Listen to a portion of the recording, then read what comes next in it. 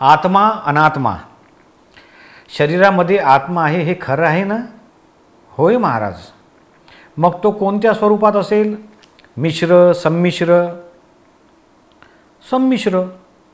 संमिश्र असेल तर तिसरा नवीनच गुणधर्म असलेला पदार्थ निर्माण होईल. आत्मा आणि अनात्मा यांचे स्वतःचे गुणधर्म नाहीसे झाले तर त्यांचे मूळ स्वभावात येणं बंद होऊन जाईल आणि ते कधी मुक्त होणार नाही.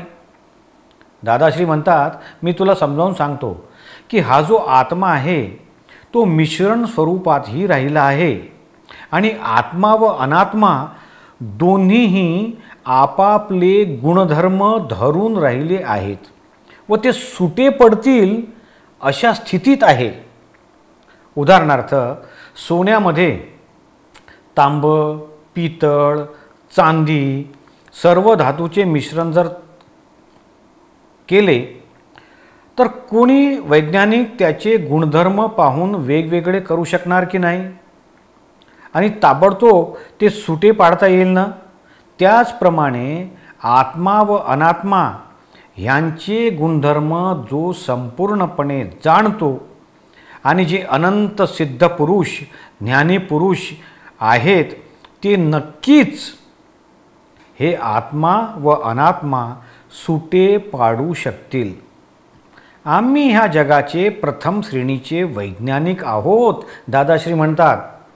मी आत्मा आणि अनात्मा यांचे परमाणू वेगळे करून तुमच्या हातात 1 तासात देतो. 1 तासातच शुद्ध आत्मा देतो. ज्ञानी माणसाच्या प्रगटवाणीशिवाय बाहेर जो आत्मा आत्मा असं म्हणतात ना, तो मिश्रण झालेला आत्मा आहे. शब्द ब्रह्म पण निर्भेळ नाहीच. हे जे सर्व धर्म पाळतात ते अनात्म्याचे धर्म पाळतात. ते सापेक्ष धर्म आहेत. ते निर्भेळ आत्म्याचे धर्म नाही. जर आत्म्याचा एकही गुणधर्म जाणला नाही तर आत्मधर्म कसा पाळू शकणार?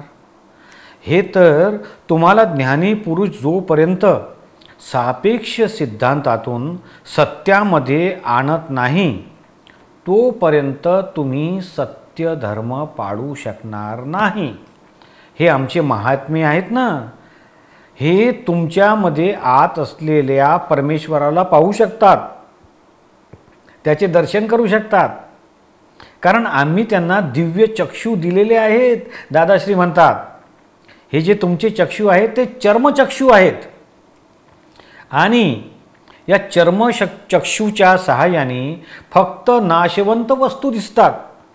अविनाशी परमेश्वर तर दिव्य चक्षुनेच दिसतो.